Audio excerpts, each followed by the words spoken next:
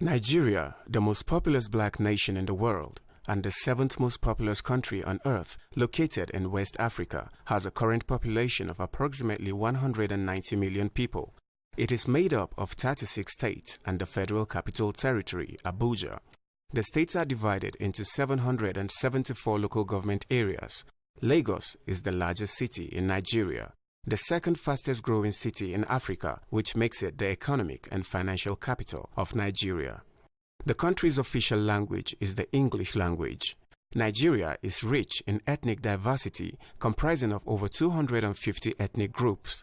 The largest ethnic groups in Nigeria are the Yorubas, Igbos, and the Hausas. The Yorubas are located in the southwest, the Igbos in the southeast, and the Hausas are located in the northern part of the country. The north is predominantly Muslim. Working in the mission operates from Jos, the Plateau State capital, located in the north-central part of Nigeria. In the year 2011, the Boko Haram Islamic insurgents, an anti-Western education Islamic terror group, began their terror campaign in the northeast, which spread to the north-central and the Federal Capital Territory. As a result of this Islamic terrorist insurgency, many people were displaced from their communities and families. When I first encountered the IDPs, my heart was broken. I couldn't speak to these people. I was asked to speak to a large group of people, and I just couldn't imagine the condition of the people, what they had been through. When I heard the stories of their trauma, of what they had been through and how traumatized they were, I just was broken, heartbroken. I had to take a break, go before God and ask Him to help me speak. And He got me through it. I knew from there we had to do something, anything that we could to bring hope to these people, to restore hope to these people, that walking in the mission had to bring in other people in some way, shape, or form to help them. The internally displaced persons came about because of the Islamic insurgency in the northeastern part of Nigeria. And the International Monitoring Center has put the population figure of the internally displaced persons for Nigeria at 2.15 million. And we have 80,000 people that are displaced right here in Plateau State where we reside. A lot of these internally displaced persons witnessed the killing of their loved ones by Boko Haram Islamic terrorists. They have lost properties and their means of livelihood. For most, a little is left of their dignity. The children have been severely traumatized due to crisis, loss, and neglect. Their stories are intense. Many stood by hopelessly and watched their parents gruesomely killed, as in the case of these twin sisters, Gawala and Wasagwa. They are only 12 years old. When their village was attacked by the Boko Haram, these little girls and their mother were made to watch the decapitation of their father. What happened from Agapalawa? Boko Haram come and attack us, and we are sleeping. All of us in our house, we are in house. Then Boko Haram come to our house and kill our father. We are sitting down when they kill our father in our presence, me and my mother and my sister, we are sitting down. They cut his head and we left there, and early in the morning they come and carry his body and bury his body. We left there, we went to my uncle's house. We are sitting there. They tell us that we are going to Maiduguri. We prepare for going to Maiduguri tomorrow. Then they came and attacked us again inside Agapalawa. They started killing people. They were killing people. We trekked from Agapalawa to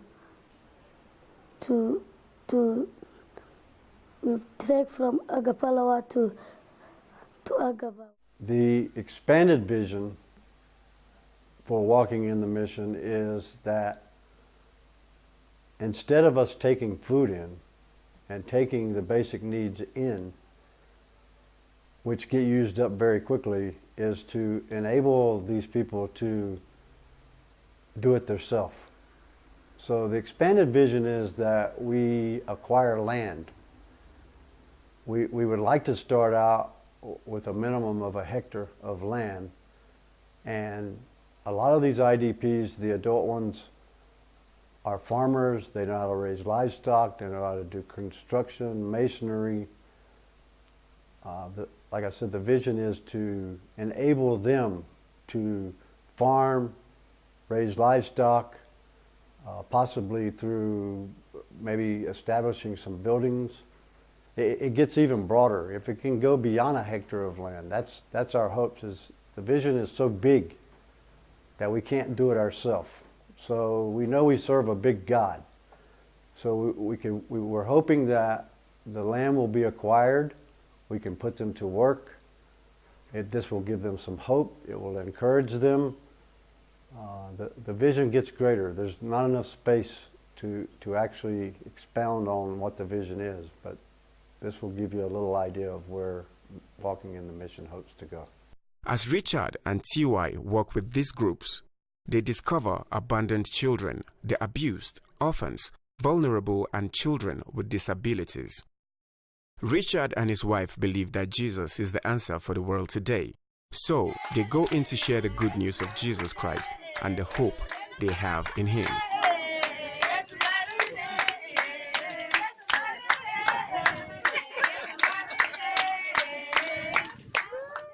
One of the basic needs that Walking in the Mission seen beyond food and clothing was the classrooms. The majority of the internally displaced peoples are orphans.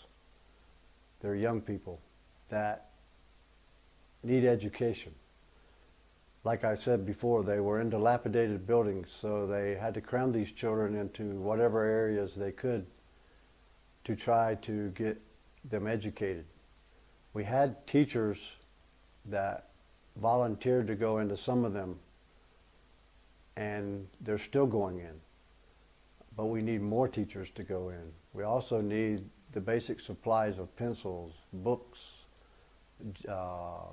paper, whatever the basic need is for education, they need it. This baby was abandoned after an attempt to abort it. Richard Wiggins named him Perfect. Its name is exactly what it implies.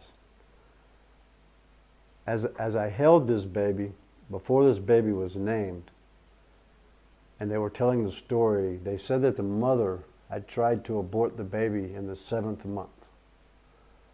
The baby was born on the 7th of March, 2017. As I held this baby and looked at it, I began to pray. And all these numbers were going through my mind that were biblical. The number 7 for being perfect. Working in the mission has become the voice of these voiceless children, reaching out to people to donate clothes, food, basic necessities, and school books to these IDP homes. Walking in the Mission would like to appeal to you today for your support. The needs are so great, the people are so many, it's overwhelming. We need your support monetarily to continue doing this. There's a lot of logistics. Like I said, there's a lot of needs, basic needs that are not getting fulfilled. We can't reach every camp. So to enable us to continue, we need your support, whether it be $25, $50, $100, $1,000. We ask that you prayerfully consider a contribution to Walking in the Mission, so that this mission of hope and restoration and encouragement to these desperate and traumatized people can continue. Please. Thank you.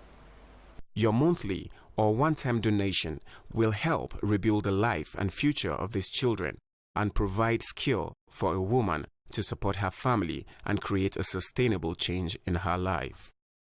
Working